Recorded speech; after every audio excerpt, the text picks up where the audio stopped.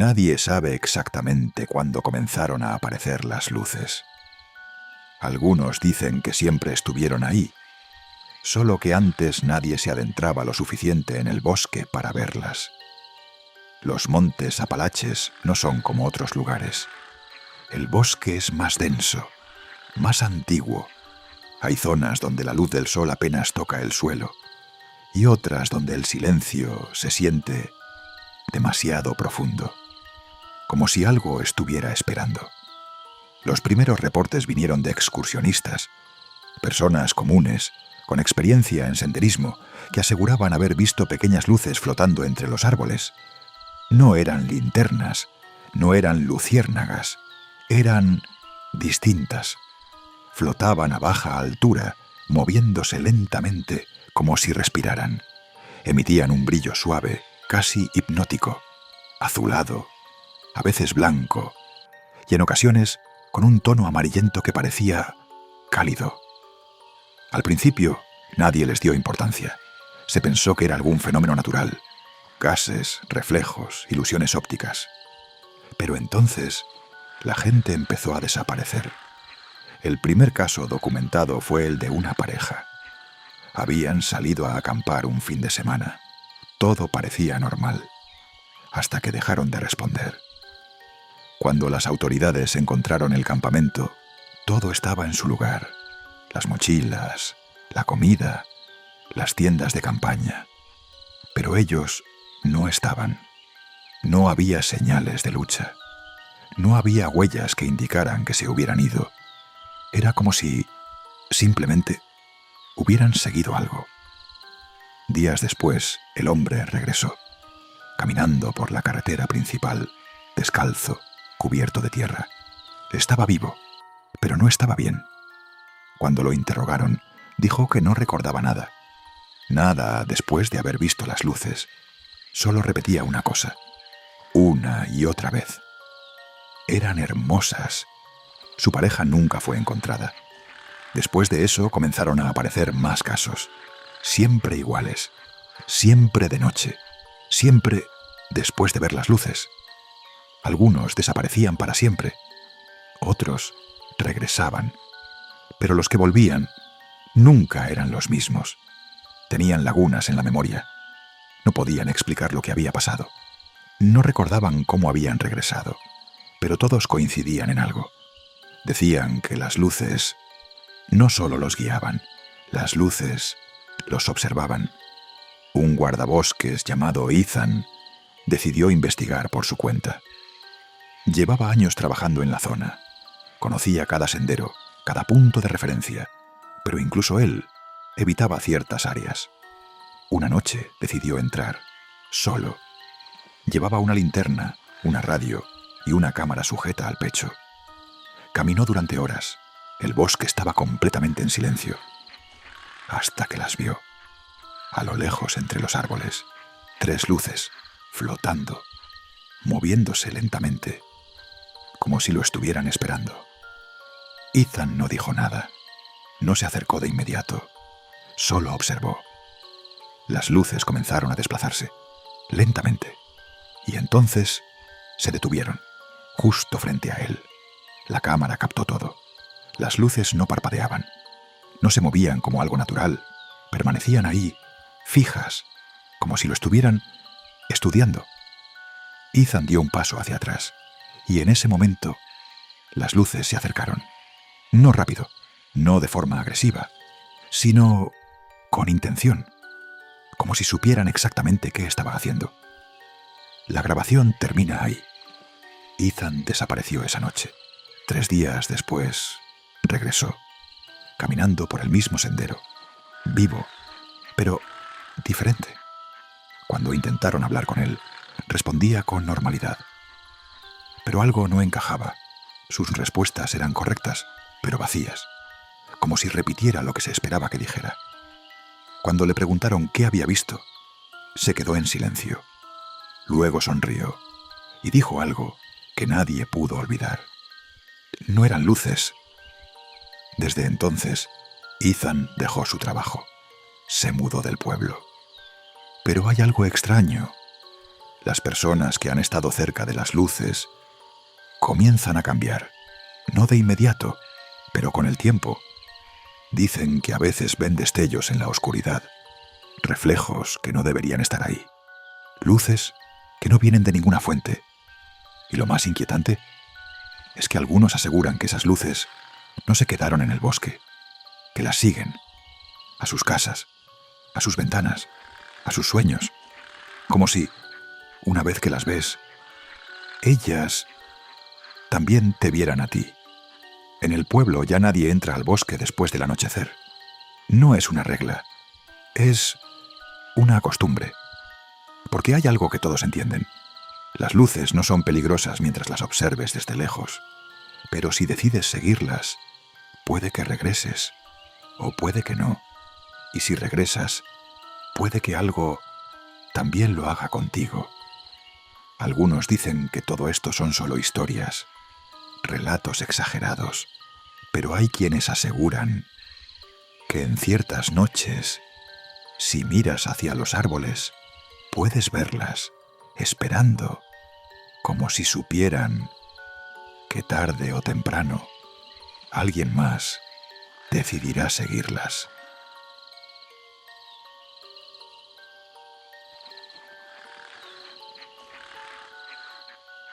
En 1998, algo comenzó a ocurrir en una zona remota de los Montes Apalaches. No fue un evento repentino. No hubo señales claras al inicio, solo desapariciones, excursionistas, personas con experiencia, gente que conocía el bosque, entraban y no regresaban. Al principio, las autoridades pensaron que eran accidentes, desorientación, clima, errores humanos. Pero con el paso de las semanas, los casos comenzaron a acumularse, demasiados. Un guardabosques fue el primero en notar el patrón. Su nombre era Thomas Hale. Llevaba más de 10 años trabajando en esa zona. Conocía el terreno mejor que nadie. Sabía qué senderos eran peligrosos y cuáles no. Pero lo que estaba ocurriendo no tenía sentido. Las desapariciones no seguían una ruta específica. No había rastros. No había señales de ataque. Era como si el bosque simplemente se los llevara. Se organizaron búsquedas. Equipos completos recorrieron la zona durante días. No encontraron nada. Ni mochilas, ni ropa, ni huellas. Solo ese silencio, cada vez más pesado. Hasta que uno de ellos regresó. El hombre apareció caminando por un sendero secundario al amanecer. Estaba solo, desorientado, extremadamente delgado. Sus ojos hundidos y su cuerpo temblando. Cuando lo encontraron, apenas podía mantenerse en pie. No recordaba cómo había salido. No recordaba cuánto tiempo había pasado. Pero sí recordaba algo. Decía que no había estado solo. Al principio nadie le creyó. Pensaron que estaba delirando, que la deshidratación había afectado su mente. Pero con el paso de las horas, su historia comenzó a tomar forma. Dijo que algo lo había estado siguiendo.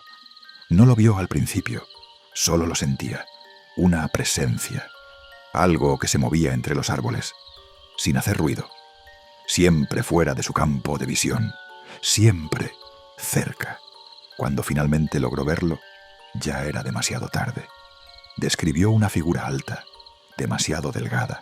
Su cuerpo era alargado, casi antinatural, como si no estuviera hecho para moverse en ese mundo. Su piel pegada a los huesos, y sus movimientos lentos, pero constantes. Nunca corría, nunca atacaba. Solo seguía, día y noche. Pero lo más extraño no era su forma, era el momento en el que aparecía. Siempre estaba cerca, cuando el hambre comenzaba. Al principio era leve, un vacío en el estómago. Luego se volvía insoportable, doloroso. El hombre dijo que nunca había sentido algo así. No era hambre normal. Era una necesidad que crecía sin control, como si algo dentro de él estuviera siendo activado. Y entonces la criatura hablaba, no con su voz, con otras. voces que él reconocía, su madre, su hermano, personas que conocía. Susurraban desde la oscuridad, lo llamaban, le pedían que se acercara, que siguiera caminando, que no se detuviera, y cada vez que obedecía, el bosque se volvía más profundo, más oscuro, más cerrado. El hombre aseguró que en algún punto dejó de intentar salir, porque ya no pensaba con claridad, solo quería dejar de sentir hambre. Caminó durante horas, tal vez días, hasta que ocurrió algo. Dijo que en un momento se detuvo, y por primera vez la criatura también lo hizo.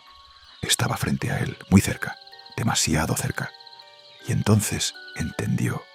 No lo estaba cazando, lo estaba esperando. El hambre no era una consecuencia, era el proceso. El hombre dijo que en ese instante sintió algo diferente. No solo hambre, algo más.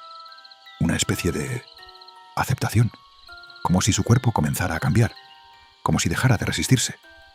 Fue entonces cuando huyó. No sabe cómo, no recuerda el momento exacto. Solo sabe que corrió y que, por alguna razón, la criatura no lo siguió. Cuando terminó su relato, nadie supo qué decir. Los registros oficiales atribuyeron todo a deshidratación y delirio. El caso se cerró, pero en el pueblo nadie estuvo de acuerdo. Los habitantes locales ya conocían historias similares, relatos antiguos, advertencias que pasaban de generación en generación.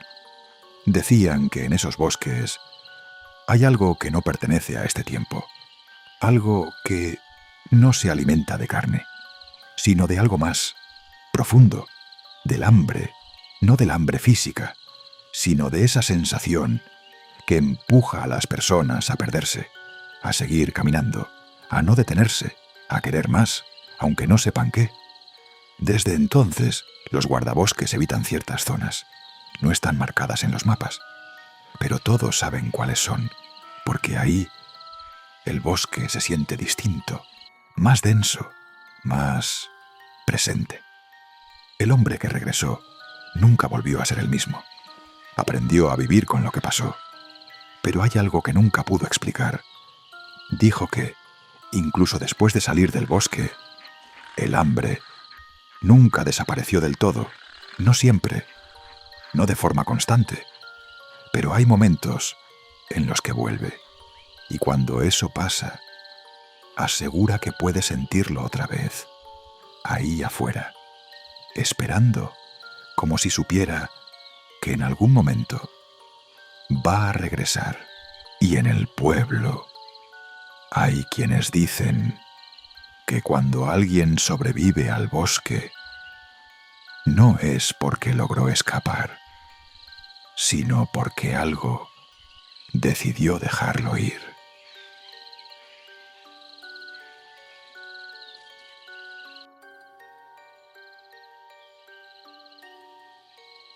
El bosque de los Apalaches no perdona. No quiero decir que sea peligroso, quiero decir que es preciso. Los mapas mienten a partir del kilómetro 12. La brújula gira sola si te detienes más de un minuto. Y el silencio tiene una cualidad rara, como si no fuera ausencia de sonido, como si fuera otra cosa escuchando por ti. Mi nombre es Daniel. Fui guardabosques durante 15 años, y lo que vi en el invierno del 2019 me hizo renunciar sin previo aviso. Enviaron a 6 trabajadores forestales a la zona de Black Hollow, una región marcada por desapariciones que los informes oficiales llamaban extravios. Turistas que entraban y no salían.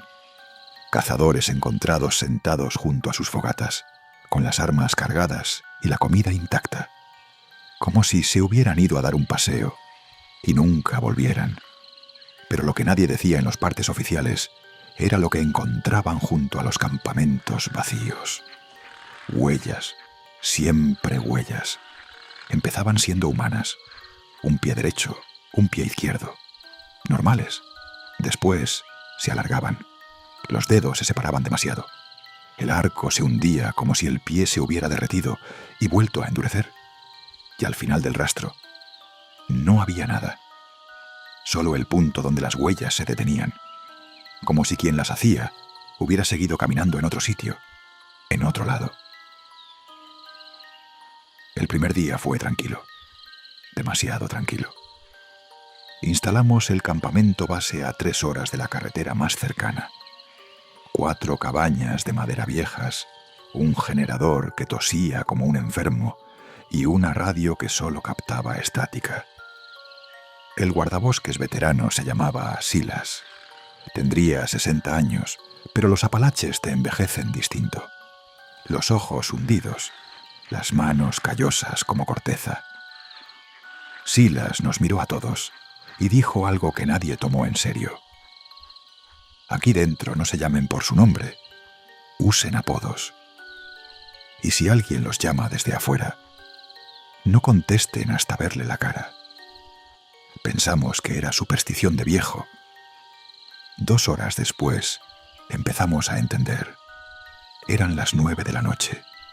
Estábamos los 6 dentro de la cabaña principal, cenando enlatados. Fuera el bosque parecía normal.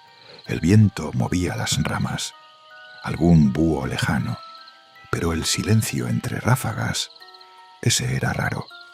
De repente la voz de Lucas llegó desde afuera. «Oye, Daniel, sal un momento. Tengo que enseñarte algo». Lucas estaba sentado frente a mí, con un tenedor en la mano, masticando. Nos miramos todos. Lucas soltó el tenedor. Yo no dije nada, susurró. La voz volvió a sonar, más cerca. Ahora parecía venir del porche de madera. «Daniel, no te hagas el sordo. Es importante». Era la voz de Lucas, el mismo tono, la misma forma de arrastrar las R's. Perfecta, demasiado perfecta. Silas levantó la mano para que nadie hablara. Salió al porche con su linterna. Volvió a los 30 segundos. «No hay nadie», dijo. «Pero las huellas están rodeando la cabaña. En pares». Esa noche nadie durmió. Pero lo peor no fue el miedo. Fue lo que pasó al día siguiente. Por la mañana, Lucas amaneció hablando solo. No en voz baja, conversando, como si alguien estuviera sentado a su lado. Pero no había nadie. «¿Qué dices?», le pregunté. Me miró con los ojos vidriosos. «Está aprendiendo», respondió. «Anoche me preguntó cosas que solo yo sé. Mi primera mascota, el nombre de mi abuela. Y yo le contesté. No pude evitarlo». «¿Quién te preguntó?». Lucas se quedó en blanco, como si la pregunta no tuviera sentido. «No lo sé», dijo al final. «Pero ahora, a veces, sé lo que ustedes van a decir antes de que lo digan». Nadie supo cómo responder a eso. El tercer día, Marcos desapareció. Simplemente no estaba en su litera al amanecer. La puerta de la cabaña seguía cerrada por dentro, las ventanas intactas. Pero en el suelo de tierra, justo al lado de su cama, había un rastro de barro. No empezaba en la puerta, empezaba debajo de la cama, como si alguien hubiera salido de allí, como si hubiera estado esperando. Buscamos durante 6 horas. Gritamos su nombre hasta quedarnos afónicos. Nada. A las 7 de la tarde Marcos regresó. Caminó hacia el campamento con paso rígido, los brazos pegados al cuerpo, la cabeza ligeramente inclinada, como si escuchara algo que nosotros no podíamos oír. «Me perdí», dijo. Su voz sonaba igual, pero con pausas extrañas, espacios donde no debería haberlos. Seguí a alguien que me llamaba. Tenía mi misma voz. Le preguntamos dónde había estado. Negó con la cabeza. No supo explicarlo, pero algo no encajaba. A veces, cuando le hacíamos una pregunta, respondía antes de terminar la frase, como si supiera lo que íbamos a decir. Y lo peor es que a veces acertaba. Silas nos reunió esa noche. Apagó el generador. Habló en voz baja, como si el bosque pudiera oírlo. «Lo que camina en estos montes no es nuevo», dijo. Mi abuelo ya lo conocía. No tiene nombre porque nombrarlo es invitarlo, pero los viejos le decían, el que camina como tú. No caza con garras, caza con paciencia. Observa, aprende, copia. Primero toma las voces, luego los gestos, después los recuerdos. Cuando sabe suficiente, reemplaza. No mata a la persona, la desplaza, la mete en algún rincón del bosque y ocupa su lugar. ¿Y lo peor? ¿Lo peor qué?, preguntó Lucas con la voz quebrada. Silas lo miró fijamente. Lo peor es que no sabe si ya lo hizo. Esa madrugada la radio se encendió sola. No era estática, era una conversación. Una conversación entre dos personas que hablaban con nuestras voces.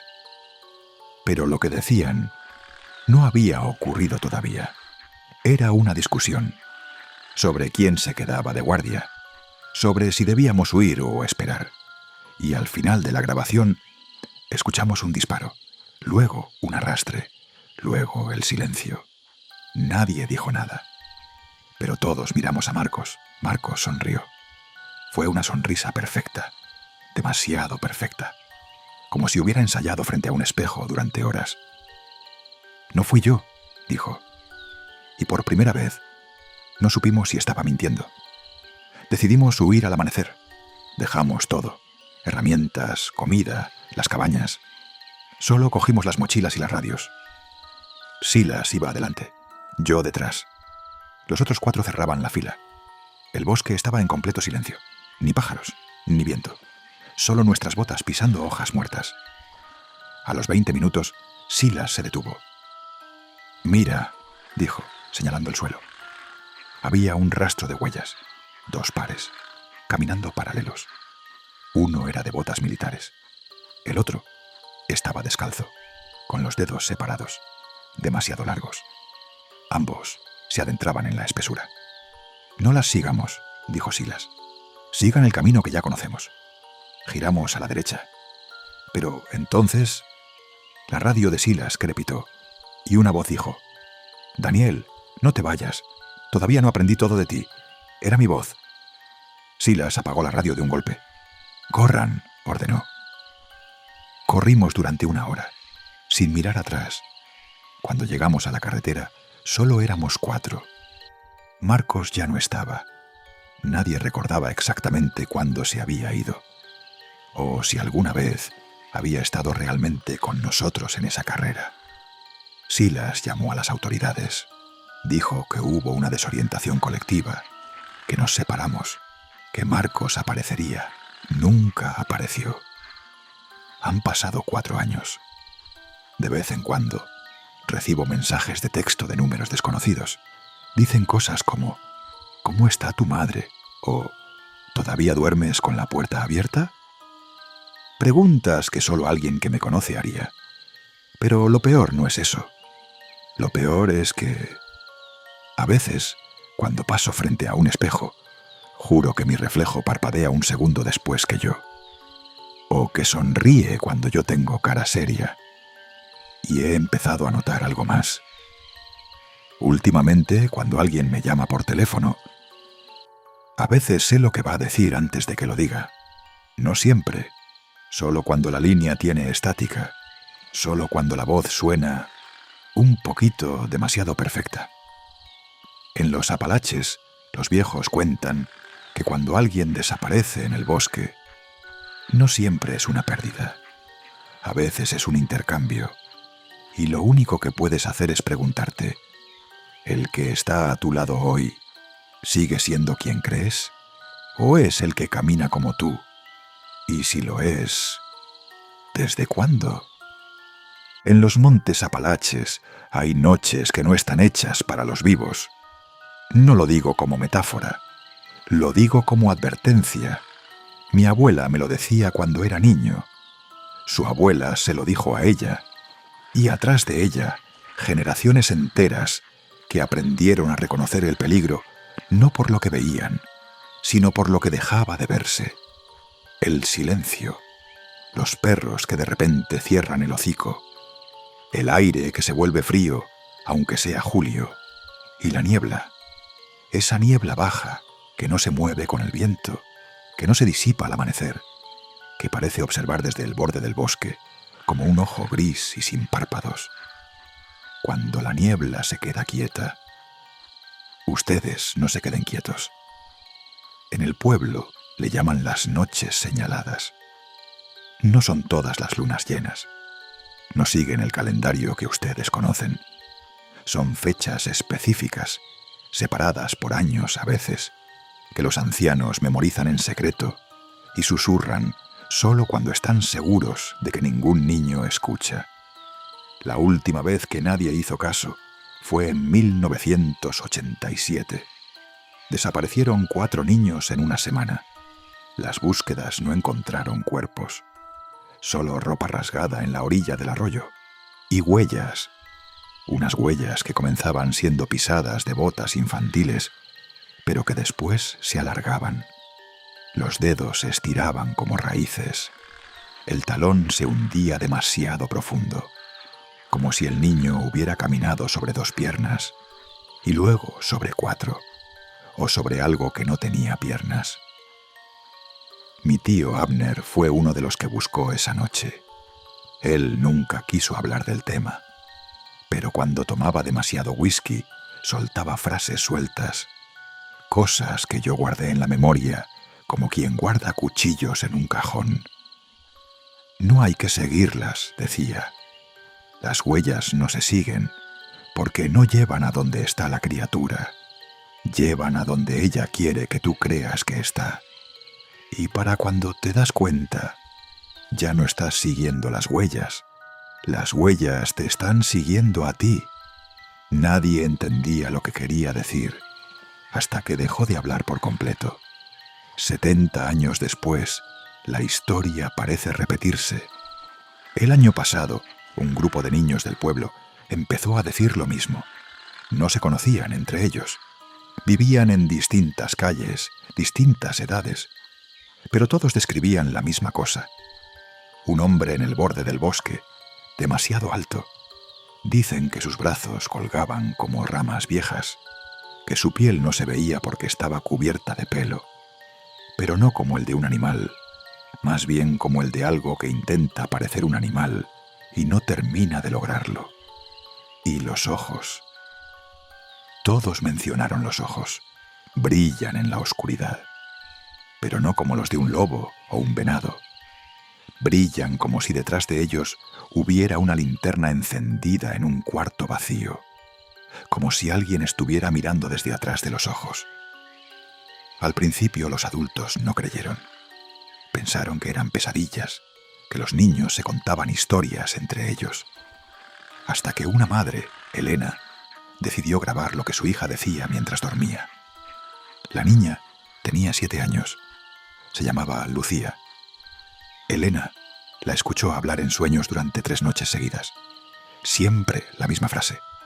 Siempre con la misma voz, pero un tono distinto, como si no fuera ella quien hablaba, sino alguien usando su garganta. Ya casi es de noche. Ya casi es de noche. Ya casi es de noche. La 4ª noche, Elena la despertó a golpes. Lucía abrió los ojos y dijo: «Mami, ¿por qué me despiertas?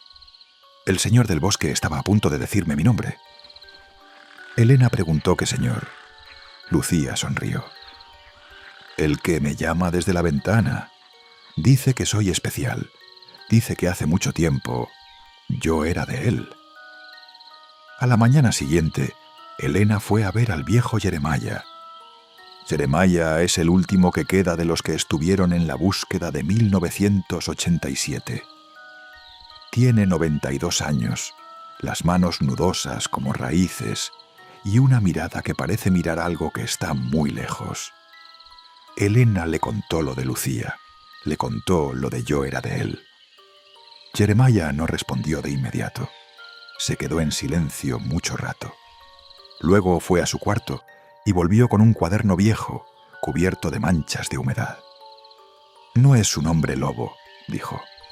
«La gente de fuera cree que toda criatura peluda en el bosque es un hombre lobo, pero esto es más viejo, mucho más viejo». «¿Qué es?», preguntó Elena. Jeremiah abrió el cuaderno.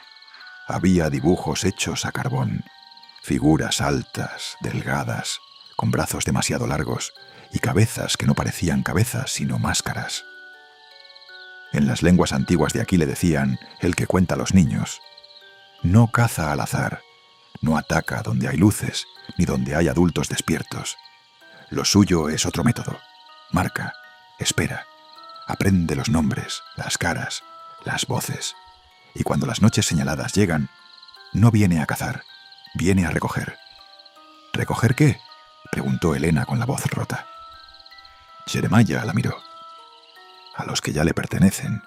Hay niños que nacen con una sombra distinta, algo que la criatura les puso antes de nacer. Es como una deuda, y ella nunca olvida una deuda. Elena quiso preguntar cómo saber si su hija era uno de esos niños, pero ya lo sabía, porque Lucía, desde que aprendió a hablar, nunca le temió a la oscuridad, y eso en los Apalaches nunca ha sido buena señal.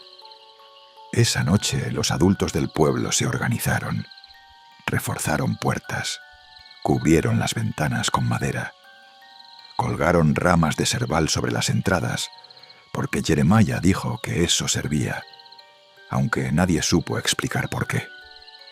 Pero el verdadero problema no era mantener a la criatura fuera. El problema era que algunos niños comenzaron a escucharla desde adentro. Mateo, de 9 años, se despertó a las 2 de la mañana y caminó hacia la puerta trasera. Su madre lo encontró con la mano en el picaporte, los ojos abiertos pero vacíos. «¿A dónde vas?», le gritó. Mateo respondió sin volverse. «A cumplir. Dice que ya es tiempo». La madre lo agarró del brazo y lo arrastró de vuelta a la cama. Pero antes de dormirse, Mateo susurró algo que la dejó helada. «Mami, ¿por qué no me dejaste ir la otra vez? La otra vez también me llamó, cuando tenía 3 años. ¿No te acuerdas?». La madre recordó. Una noche, cuando Mateo tenía 3 años, lo encontraron parado frente a la ventana de su cuarto. La ventana daba al bosque.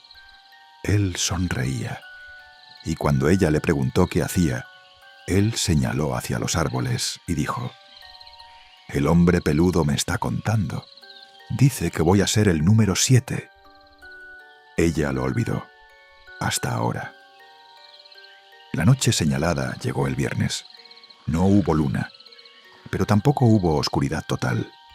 La niebla brillaba con una luz propia, como si estuviera podrida por dentro. Los adultos se turnaron para vigilar. Puertas cerradas, ventanas tapiadas, linternas encendidas. Pero los niños estaban tranquilos, demasiado tranquilos. Lucía se sentó en el suelo de la sala y empezó a tararear una canción. Nadie la había enseñado. Era una melodía vieja, lenta, como una nana al revés. Mateo se paró frente a la pared y comenzó a contar. 1, 2, 3. «¿Qué cuentas?», le preguntó su padre. Mateo no respondió. Siguió contando. Llegó a 12. Se detuvo. Sonrió. «Faltan 7», dijo. Y entonces desde el bosque se escuchó un sonido. No era un aullido, no era un rugido. Era un suspiro largo, grave, como el de alguien que ha estado esperando mucho tiempo y por fin siente que algo comienza. Y detrás de ese suspiro, pasos pesados rodeando la casa, dando la vuelta completa, deteniéndose frente a la puerta principal. Nadie abrió, pero no hizo falta, porque dentro de la casa los niños comenzaron a caminar hacia la puerta. No corrían, no forcejeaban, simplemente se levantaron y fueron. Lucía, Mateo, otros 3 más. Los adultos los sujetaron, los abrazaron, los amarraron a las sillas si fue necesario. Pero los niños no lloraban, no pataleaban. Solo miraban la puerta con una paz que daba más miedo que cualquier grito. «Déjenme salir», dijo Lucía. «Ya me llamó, ya pagué». La madre le tapó los oídos, la cargó, la metió en el armario y se sentó frente a la puerta. Afuera, Los pasos se detuvieron. Y luego, la voz. No se escuchó con los oídos. Se escuchó dentro de la cabeza, como un pensamiento que no era tuyo. Faltan 7. La próxima vez que la luna vuelva, los voy a buscar adentro. Los pasos se alejaron. La niebla se disipó al amanecer. Los niños despertaron como si nada hubiera pasado. Lucía no recordaba nada. Mateo tampoco. Pero algo había cambiado en ellos. Ahora, cuando ven el bosque, sonríen. Y cuando alguien les pregunta por qué sonríen, responden lo mismo. Porque la próxima vez no va a tener que esperar afuera. La próxima vez, nosotros le vamos a abrir. En los Apalaches, los viejos siguen contando las noches señaladas. Saben que la criatura volverá. No este año, no el próximo, pero volverá. Y mientras tanto, cada vez que un niño nace en el pueblo, miran su sombra con atención. Porque hay sombras que no crecen con el sol.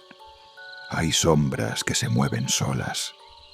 Hay sombras que ya tienen dueño. Y cuando la luna vuelva por ellos, no habrá puerta que alcance.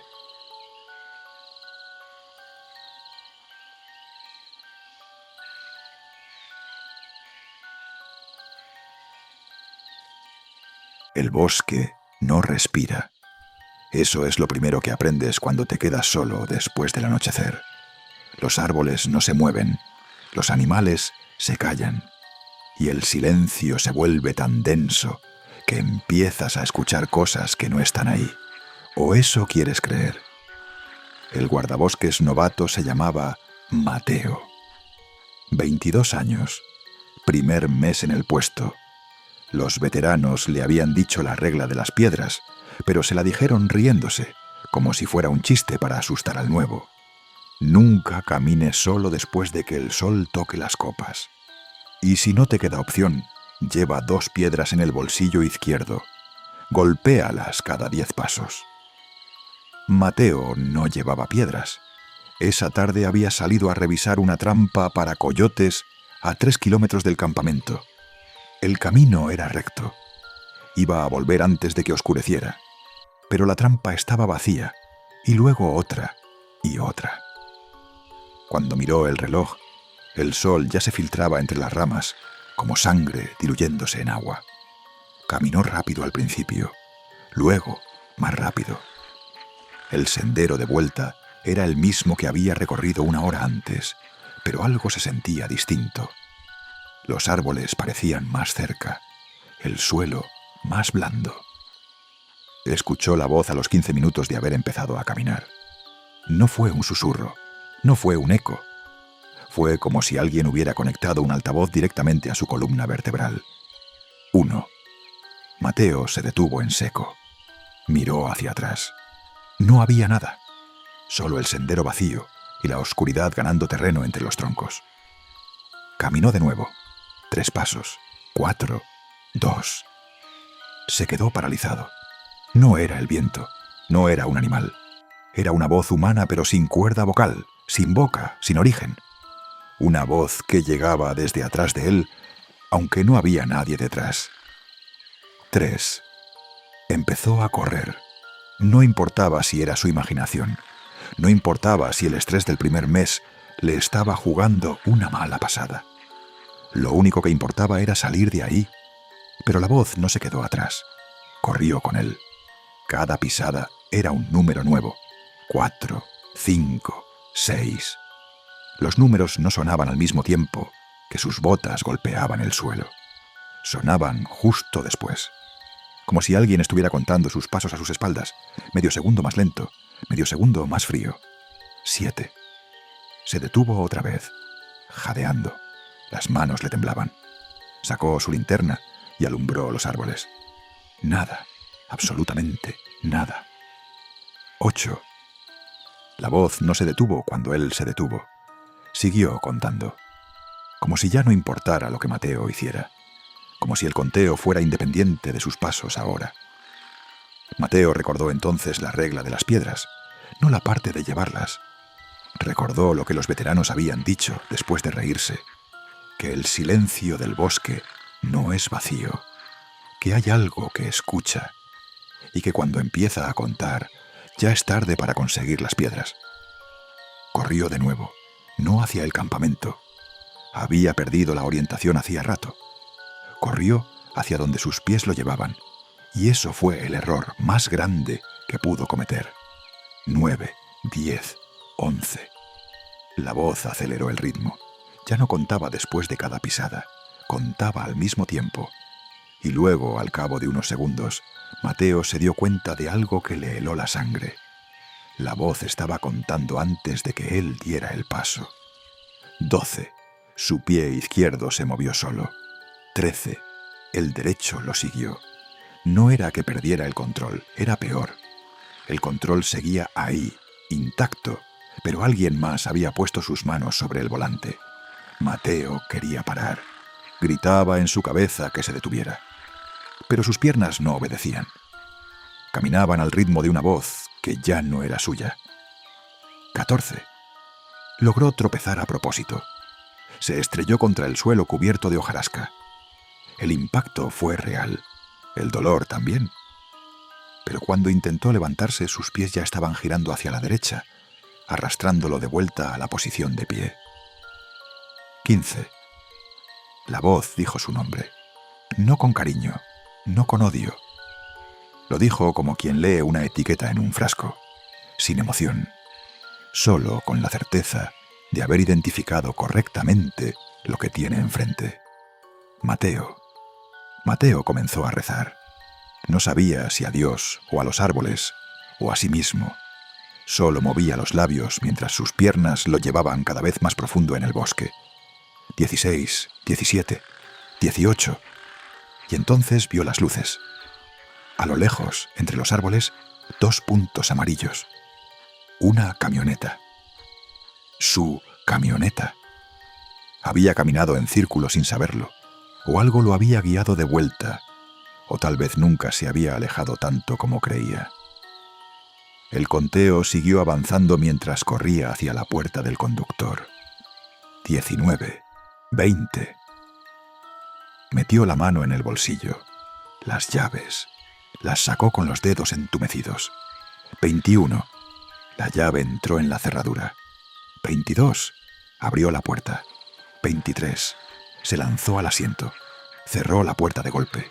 Metió la llave en el encendido. La voz se detuvo. No hizo una pausa. No dijo 24. Simplemente desapareció, como si el metal de la camioneta fuera una pared que no podía atravesar. Mateo se quedó unos segundos con la frente apoyada en el volante. Respiraba entrecortado. Las manos le temblaban tanto que no podía girar la llave. Pero estaba vivo. Había llegado. El conteo se había detenido en 23. Eso era bueno, ¿verdad? 23 era menos que la cantidad de pasos que había dado desde que empezó a correr. Mucho menos. Había dado cientos de pasos, docenas, pero la voz solo había contado hasta 23. Eso significaba que no había alcanzado el número real. Significaba que no había perdido el control del todo. Significaba que estaba a salvo. Arrancó el motor. Las luces del tablero iluminaron el interior de la camioneta. Mateo miró por el parabrisas. El bosque seguía ahí, oscuro, silencioso. No vio ninguna figura entre los árboles. No escuchó ninguna voz. Pero sintió frío. No en el asiento trasero. No detrás de él. El frío estaba en sus pies. Bajó la mirada. Sus botas estaban llenas de barro. Barro fresco, oscuro, pesado. Barro que se había filtrado por los cordones y empapaba sus calcetines. Mateo no había pisado ningún sendero lodoso en todo el día. El sendero de ida era seco, el de regreso también. La trampa para coyotes estaba en una zona rocosa, a medio kilómetro del arroyo más cercano. No había barro, no había llovido en una semana, pero sus botas estaban embarradas hasta los tobillos. Condujo de vuelta al campamento sin apartar los ojos de la carretera. No miró por el espejo retrovisor. No miró al asiento trasero. No quiso confirmar si el frío que sentía en los pies tenía dueño. Cuando llegó, se quitó las botas en la puerta de su cabaña. Las dejó afuera. No quería verlas más. A la mañana siguiente, las botas estaban secas. El barro había desaparecido. Mateo pensó que tal vez todo había sido una pesadilla. El cansancio, el miedo, la mente jugándole trucos. Pero cuando se puso las botas para volver a entrar al bosque, sintió algo extraño en la suela derecha. Levantó la bota.